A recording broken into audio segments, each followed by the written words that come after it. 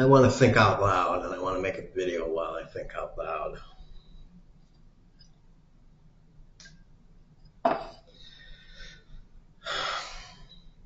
Because I need to think out loud here.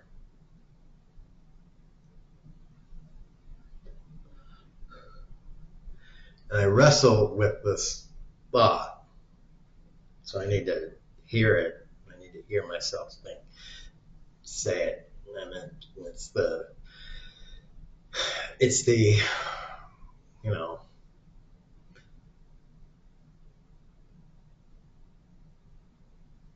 we in America we have the freedom of religious expression and congregation, or however it's phrased in a doctrine and espoused or whatever in legality. But it seems to me like time and time again that the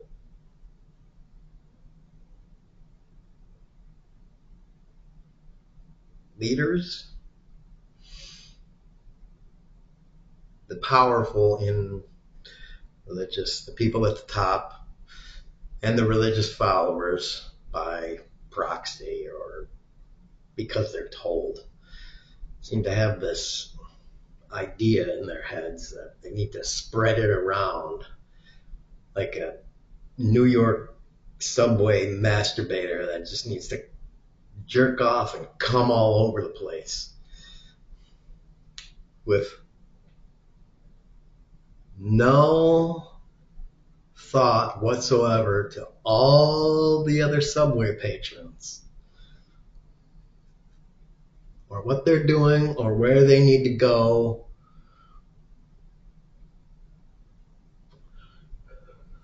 or if they want somebody else's cum on them while they're on the subway train.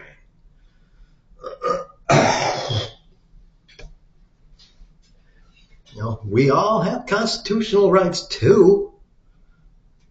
We don't want your nasty cum on us. Keep it to yourself.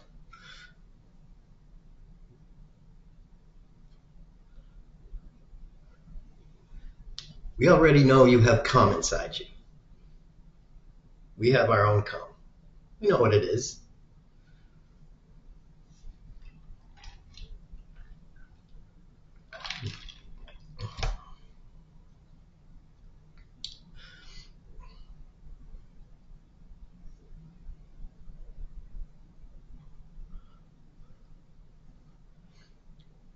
And then on top of all that,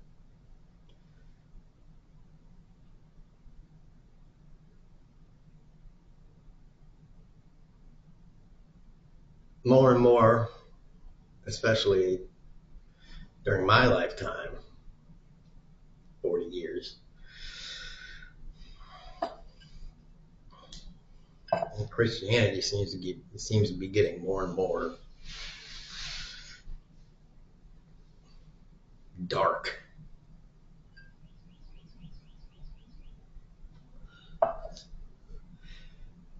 More and more functionally dark, while saying, oh, we're all about love. Well, you can't in practicality be nasty and then say you're an angel.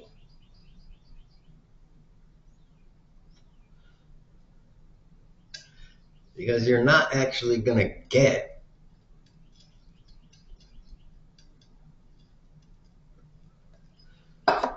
you're not going to convert people like me to your religion at the end of the day.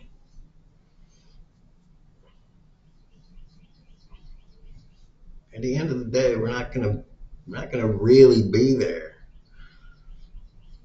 You're going to have to practice what you preach. Really. You're going to have to start doing what you're saying you want to do. You're going to have to follow through on that crap, on what Jesus, on what you say Jesus did, you know, if you want to do,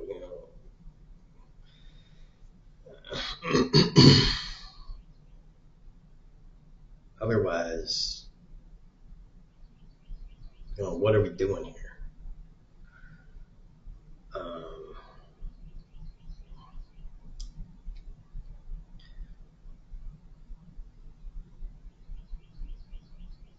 because it feels to me like a big bait and switch. Now you're gonna get the people that are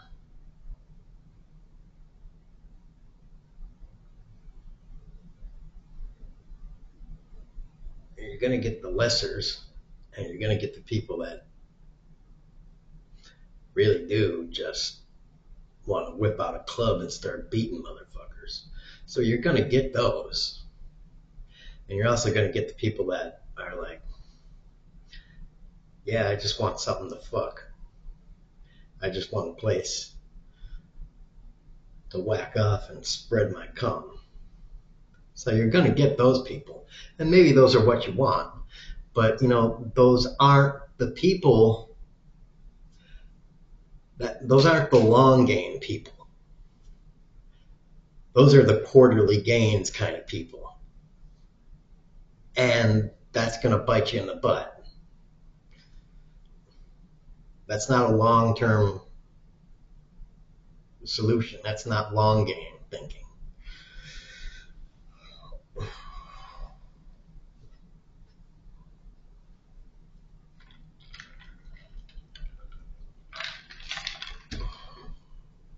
I'm not saying you should think of your religion like, long-term business planning or anything like that.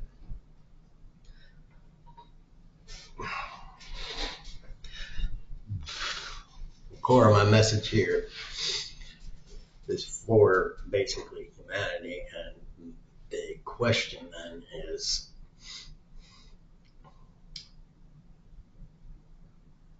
should we ban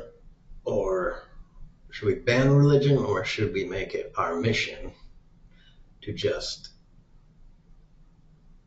run around the world and expunge organized religion entirely from the globe?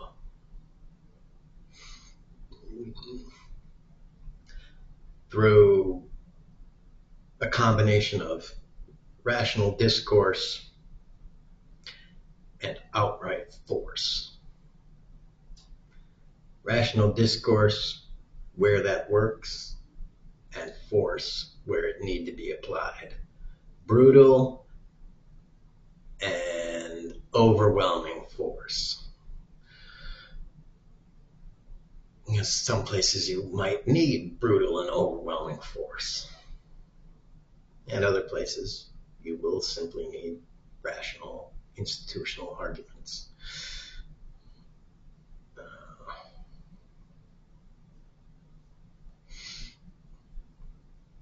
I think, however, we could learn something from prohibition in terms of, banning stuff doesn't really tend to work.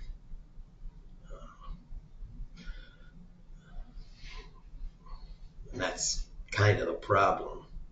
You ban something, you almost make it, you give it a sense of shininess, especially to younger people.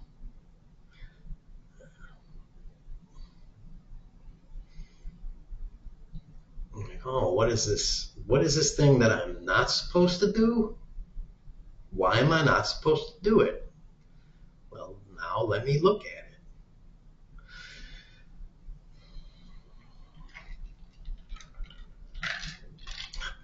Like when, as a young person, you first discover swearing. not supposed to say fuck? Well, now I really want to say fuck. Especially because I'm not supposed to say it.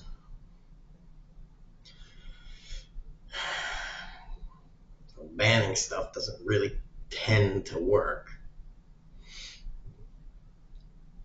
And because also religion and spirituality, when they're done right, they're the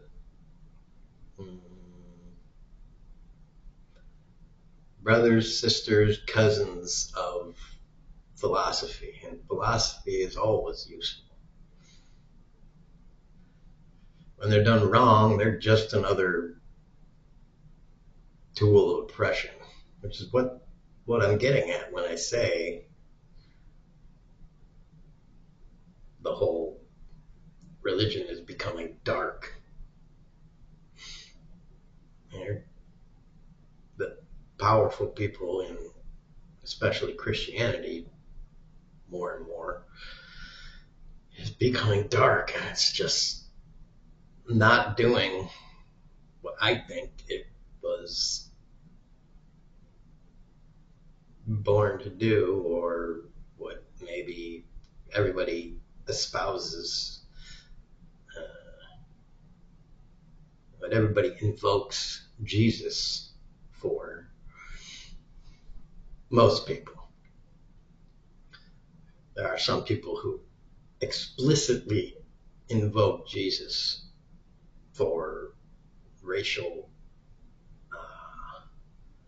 segregation and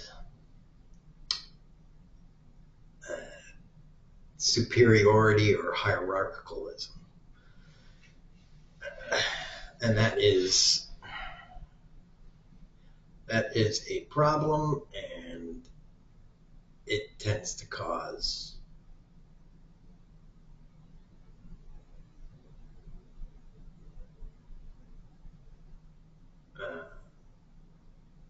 what is the word for it?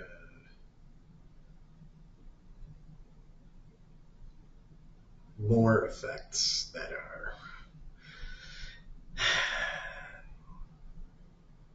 well, things that are systemic and it's bad things. And you can start to see that in the deportation thing, and just perform a little thought experiment. Let's all poor white people think about this for a second. We get rid of all the illegal immigrant Mexicans and all the illegal immigrants entirely. Our job situation doesn't improve. What do we do next? What do you think happens next? Are you even thinking about that? Have you even considered that possibility? Or are you just jumping on the deportation train? Have you even considered that? No, probably not.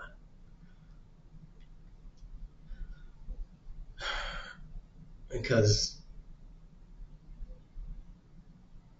I'm betting that's not going to do dick for your situation.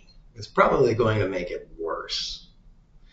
And when it makes it worse, the next thing they're going to say is, well, we got rid of all the illegal immigrants and stuff. Maybe now we got to have another group. Well, they're already demonizing trans people. They're going to do trans and gays, no matter the color. It's going to be trans whites, blacks, and Asians, and whatever, just trans. They're going to start going after those. Doesn't matter on the citizenship. then they're probably going to go after the blacks regardless. So eventually, we're going to have just a country of whites. Probably going to start getting rid of Native Americans too. So eventually, a country of just white Americans, rich white Americans and poor white Americans. Let's say we get to that. What are you gonna do? What are you gonna do when that happens? Who's gonna be left to blame? Women? You're gonna blame all the women? Really? That's gonna be your game? You're gonna blame them? Are you gonna start enslaving them? I mean, okay, but you're still gonna have to have some of the men to do the harder labor, construction, roofing,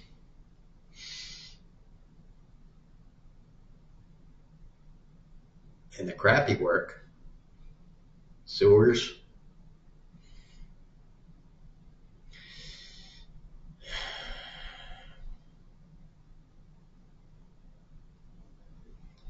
I hope by now you understand where I'm going.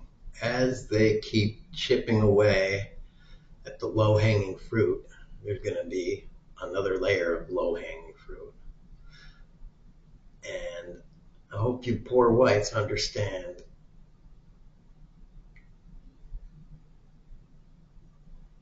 you're just never, yeah, never going to be there.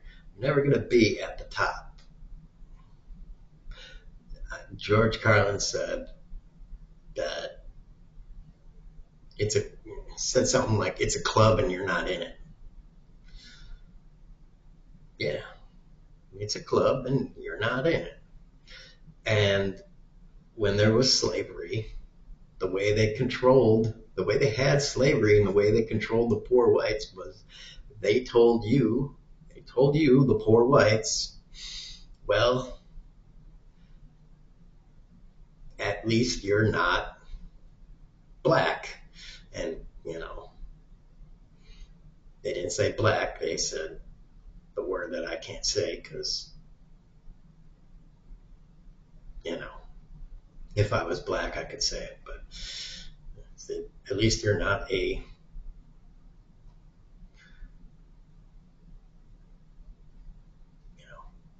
bad form of Negro.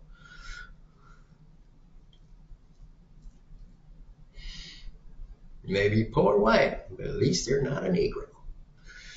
And the poor white people who were plantation enforcers or whatever, or bounty hunters, they were like, yep,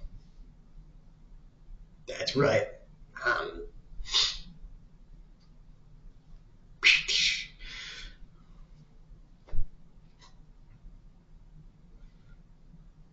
and they were happy about that, or they took pride in that. I mean, it's just, are you going to keep falling for that bullshit lie?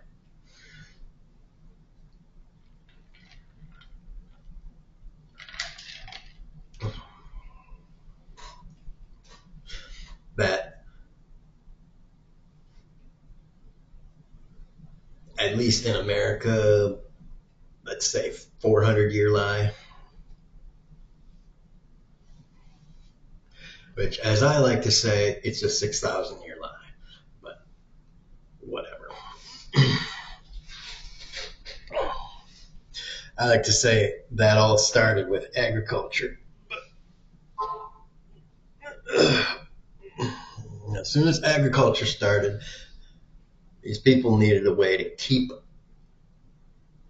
the working class under control. And there were a lot of ways to do it. Religion was one of them, but property was another. Money was another. Um, Marriage and one man, one woman was another. There was all these different tools that the ruling class used once agriculture was started.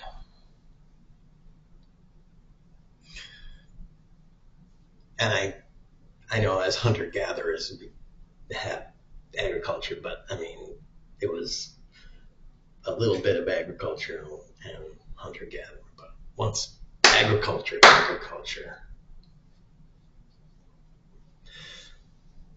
was started, that's when they really started, being like, well, we need kings now and pharaohs, that sort of thing. And ever since then, there you are. And they screwed up and turned that part of Africa into a desert.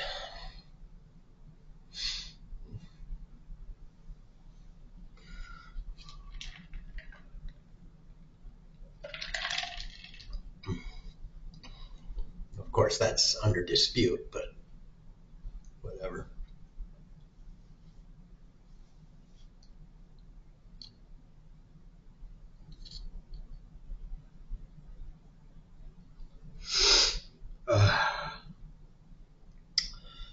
So, anyways.